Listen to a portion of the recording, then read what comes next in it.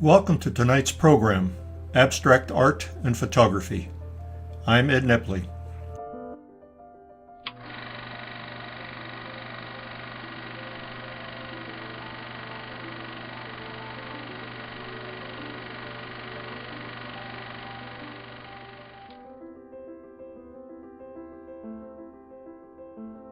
This program consists of 3 parts. The first part, Basics, is made up of the 3 topics shown here. Understanding what an abstract is essential, so we'll start with some definitions.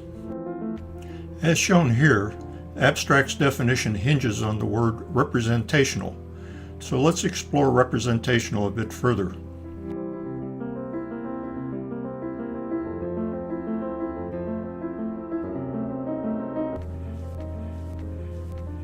Dictionary definitions can be circular. Abstract means non-representational, and non-representational is defined as another word for abstract. We can do better than that. This next definition is fairly common, but as we'll see, recognizable is very subjective. It depends, among other things, on an individual viewer's background. The next 2 definitions are less common, but they're readily accepted and used by art professionals such as curators.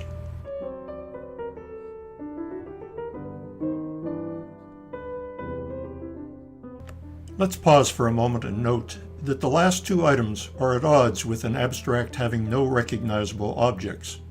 This contradiction matters mainly in exhibits where non-recognizable is a key element.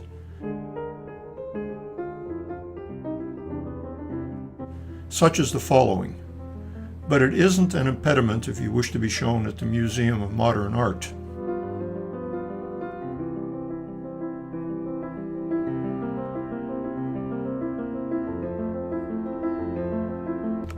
Here are examples.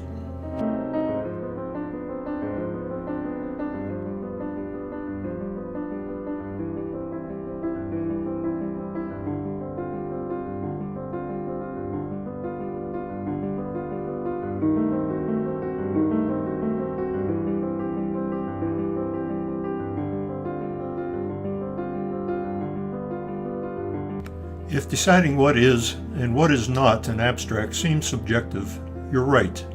To satisfy my curiosity, I conducted a poll on my daily photography blog.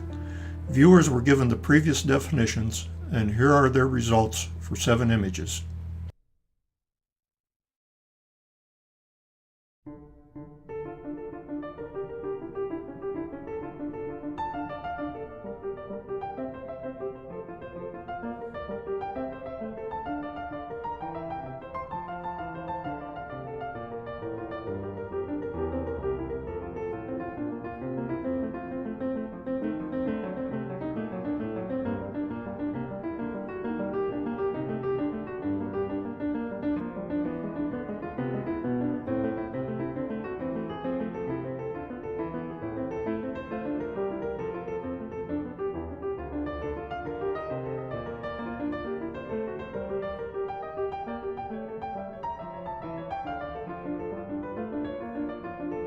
Once again, quickly this time from bottom to top. I suspect there were a few surprises.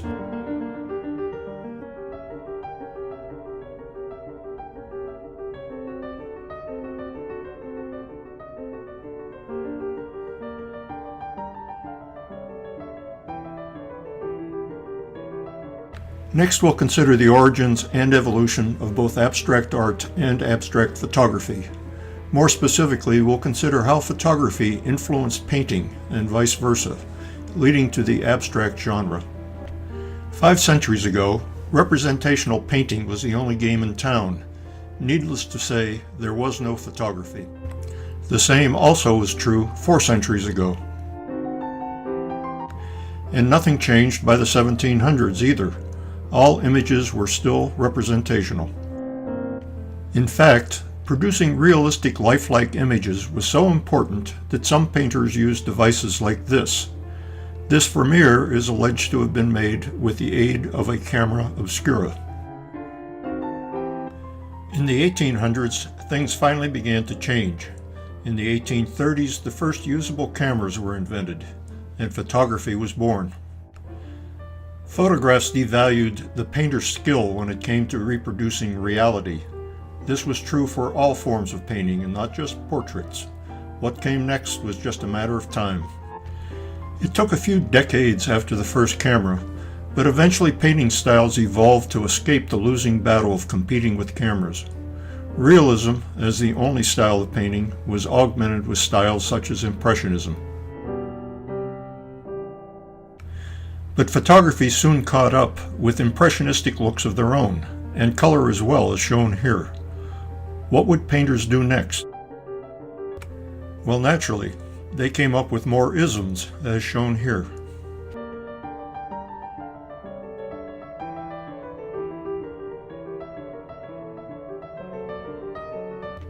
Let's pause here in the early 1900s to recognize the father of abstract art, Vasily Kandinsky.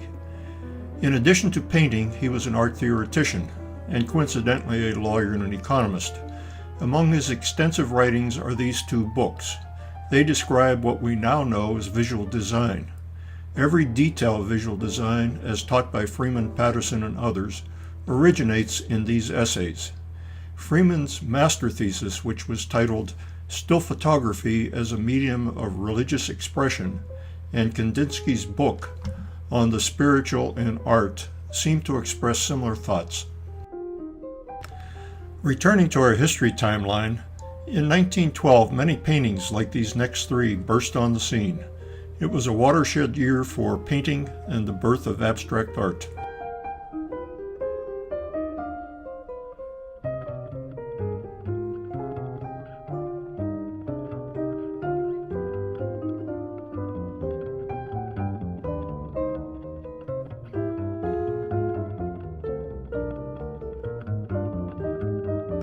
Again, photography followed suit, or tried to. This work is considered the first intentionally captured abstract photograph. Here's a surprise: an artist we'll see again in 43 years. Let's look at a few more images that illustrate the progression of abstracts, both art and photography, through to the end of the 20th century.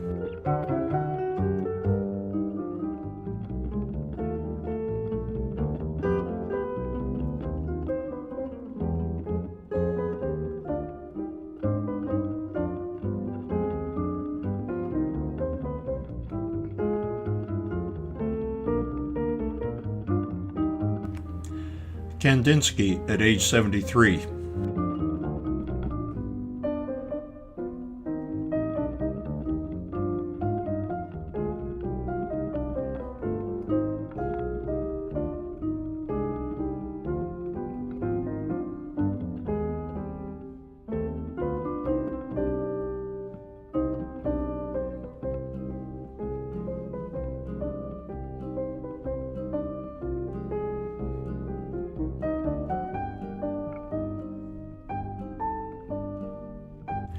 This image, as well as Edward Weston's Pepper seen earlier, illustrates that museum curators, among others, have a broader view of abstract than simply an unrecognizable object.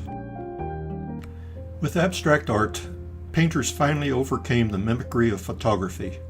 For example, a camera will never create a Duchamp's nudes descending the staircase or Kandinsky's work. Photography's strength is realism, so break free with non-realistic paintings.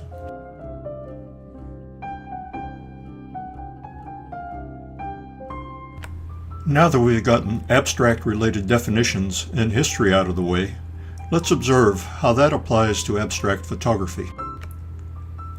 In the 1800s, photography had an edge over painting when it came to producing realistic images. That advantage disappeared starting in the early 1900s with the birth of abstract art. In fact, with abstracts, painters could now produce art that no camera could mimic. Did you know your brain responds more readily to representational images than to abstracts? This is because your vision system's primary task is to identify the object it sees. What is it? friend or foe, eat or be eaten. However, the essence of an abstract image is form and color, with no readily identifiable object.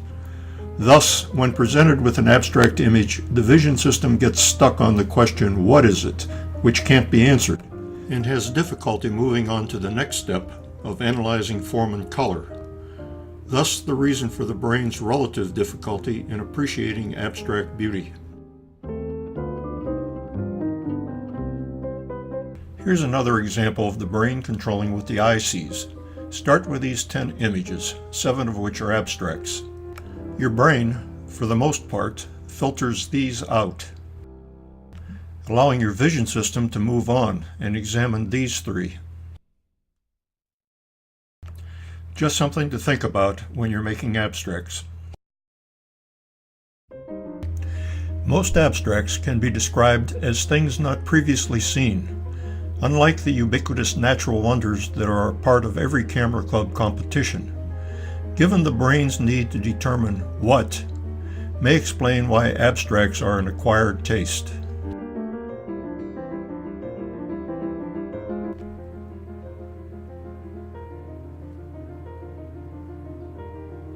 To conclude part 1, there are many views of what abstracts are and are not. Opinions vary from person to person. Definitions vary from exhibit to exhibit. Know and understand the rules that concern you.